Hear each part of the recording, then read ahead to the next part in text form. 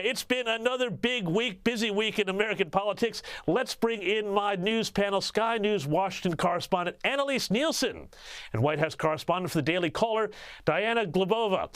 Now, Joe Biden declared in his speech that the State of the Union is strong. Well, every president, I think, says that. I can't remember one where they haven't. Annelise Nielsen, is that a bit of a stretch?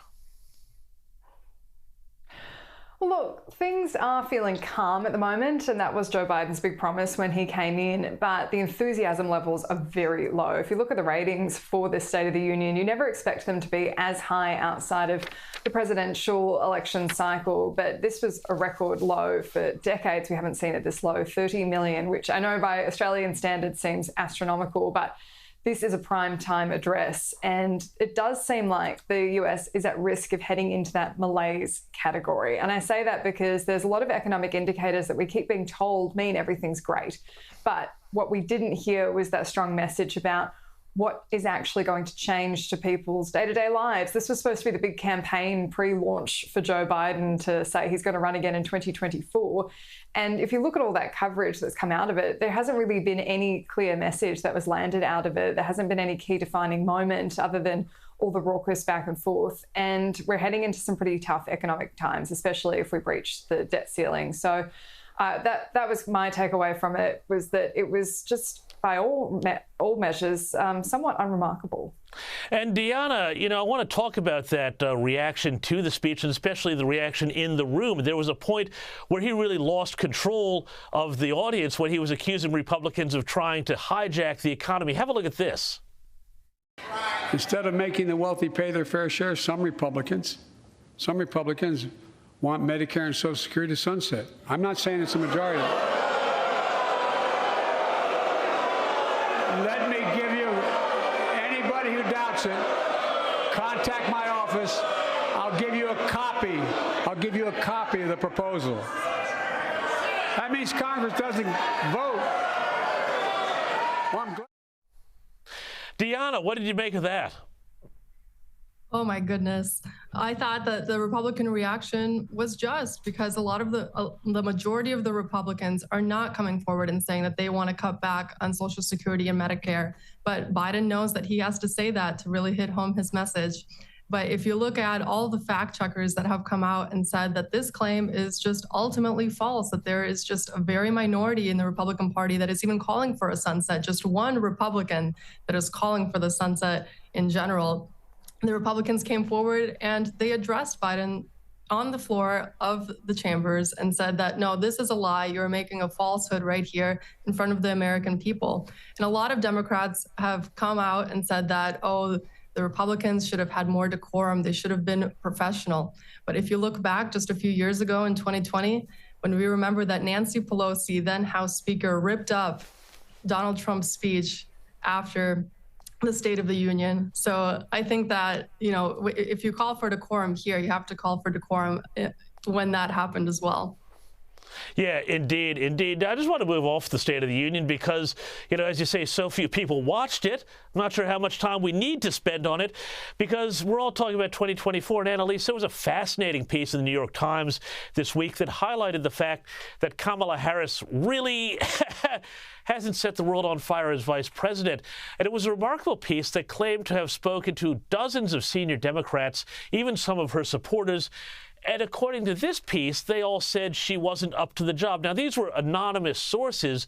Annelise Nielsen, you know how these things work. Was this a hit put out by the Biden White House?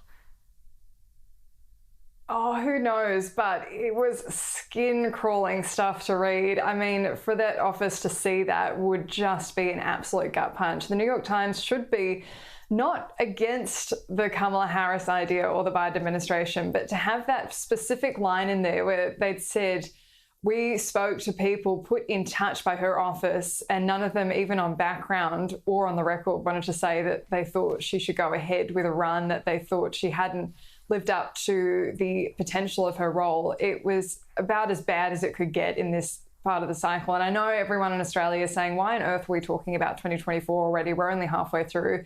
This is when all the PACs get organised. This is when the money starts flowing towards candidates. And there is still any chance that Biden will change his mind and not run. And so this should be Kamala Harris's to take.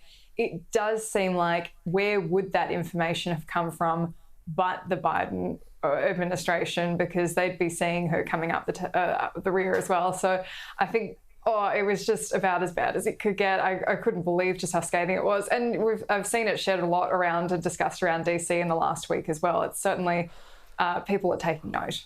Yeah, indeed, indeed. Now, on to another fascinating story, Deanna. And a small city in North Dakota rejected a Chinese government-linked agricultural project, or should I say agricultural project in scare quotes, located right next to a key U.S. military drone base after the Biden administration refused to act against the Chinese spy balloon. Can you blame them?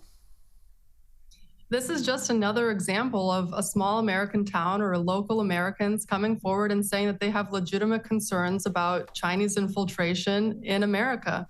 This happened last week with the Chinese spy balloon.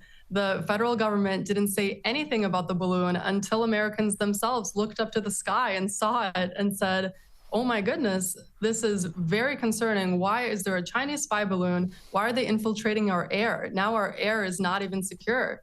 And a lot of Republicans, a lot of Americans were asking questions of why it took so long for the balloon to be shot down. There's a lot of concern, and we see that the federal government is just not being strong on these Chinese issues.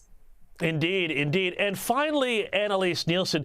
Now, we've talked a lot on this show about New York City. That's my New Yorker's bias here, but it does seem to be getting the crime in New York City, and the weather seems to be getting too much for migrants. Apparently, they are fleeing New York for Canada with bus rides paid for by the taxpayer. I mean, doesn't it tell you something when New York is too rough a place, even for migrants who've come all the way up through Central America, and they say, no, this is too much for us?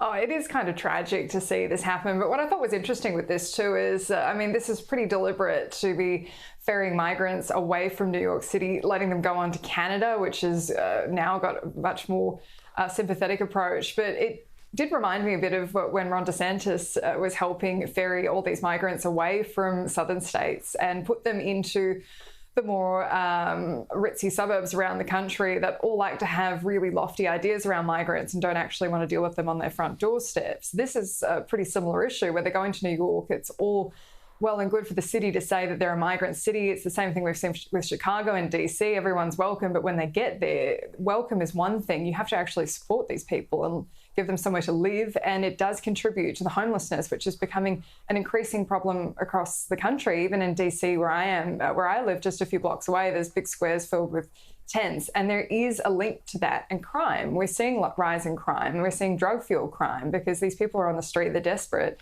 and what are you going to do to help them? So I thought it was quite tragic to see that this is happening still, and that there isn't being much done for them in New York. Indeed, indeed. But, Ron DeSantis, he's a Republican, so of course everybody focuses on that. Eric Adams, mayor of New York, is a Democrat, so it's a little bit different, I guess. Annelise Nielsen, Deanna Glebova, thank you both so much for your time.